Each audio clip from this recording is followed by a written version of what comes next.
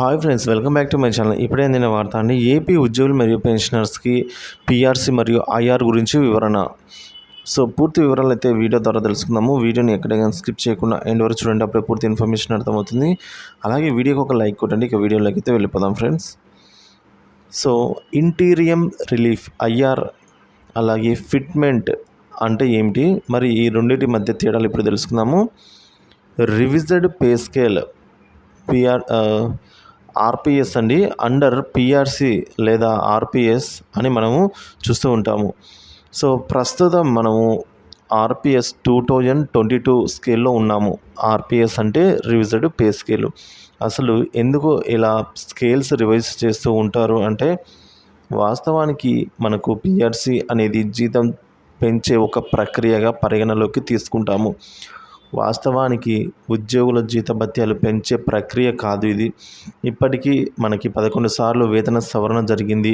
ఒకవేళ వేతన సవరణ జరగకుండా డిఏలు పెంచుకుంటూ పోతే మాత్రం ఇప్పుడు బేసిక్ అనేది 4-5 అంకెల్లో కాకుండా రూ. 5 లేదా రూ. 10గా ఉండేది. సో డిఏ మాత్రం 5,000%, 10,000%లా ఉండేది.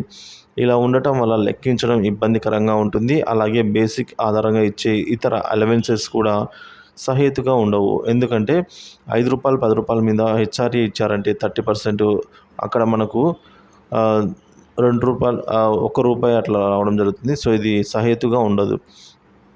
అందువల్ల నియతకాలికంగా ఇలా బేసిక్ పేకు అదనంగా ఇచ్చే డిఏని బేసిక్లో కలిపి కొత్త పేని నిర్ధారించి డిఏని 0 చేయడమే వేతన సవరణ అని అంటాము.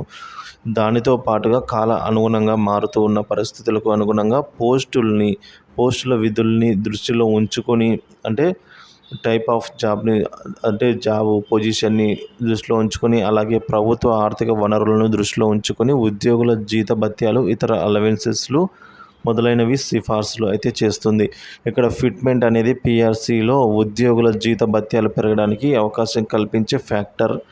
1986 ముందు పిఆర్సీలలో ఫిట్మెంట్ అనేది మనకు కనపడదు. ఎందుకంటే అప్పుడు పిఆర్సీ అనేది ఆలస్యం లేకుండా అమలు అయ్యేది. సో ఆ తర్వాత పిఆర్సీలో మొదటిసారిగా 10% ఫిట్మెంట్ స్వర్గీయులు శ్రీ నందమూరి తారక రామారావు గారు అయితే ముఖ్యమంత్రిగా ఉన్న కాలంలో ఇవ్వడం జరిగింది. తదుపరి పిఆర్సీలలో అనగా 1993 పిఆర్సీలో 10% ఫిట్మెంట్ ఇవ్వడం జరిగింది. అలాగే 1999లో పిఆర్సీలో 25% ఫిట్మెంట్ ఇవ్వడం జరిగింది.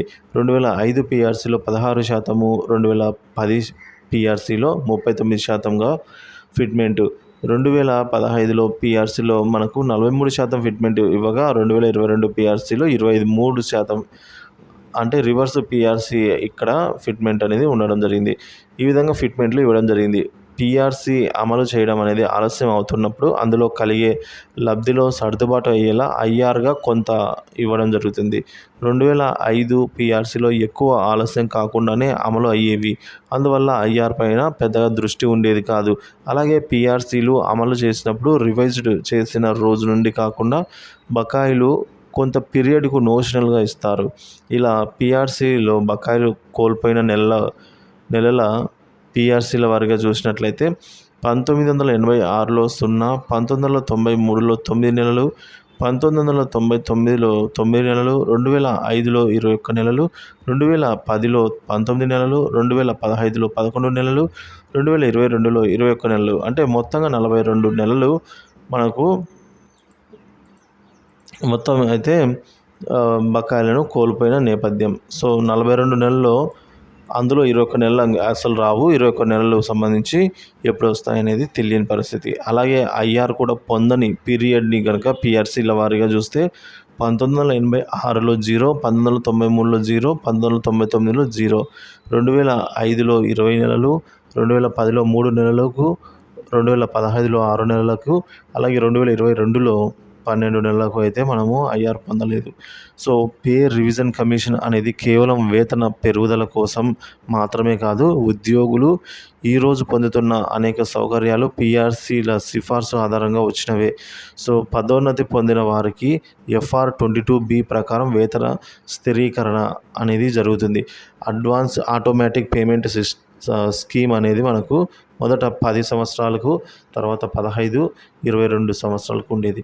తర్వాత మనం పోను 8 సంవత్సరాలకు, 16 సంవత్సరాలకు, 24 సంవత్సరాలుగా అయితే 1993లో మార్చడం జరిగింది. తర్వాత 6 సంవత్సరాలకు, 12 సంవత్సరాలకు, 18 సంవత్సరాలకు, 24 సంవత్సరాలుగా 2010లో మార్చారు. ఇటీవల 30 యాడ్ అయితే చేశారు. 30 సంవత్సరాలు కూడా ఇందులో చేర్చడం జరిగింది. సో మొత్తం ఈఎల్ నిల్వ ఒకప్పుడు 180 రోజులు మాత్రమే ఉండేది. తర్వాత 240 రోజులకు, ఆ తర్వాత 300 రోజులకు కూడా ఈఎల్ ఎర్న్డ్ లీవ్స్ నిల్వను 300 రోజుల వరకు కూడా నిల్వను పెంచారు.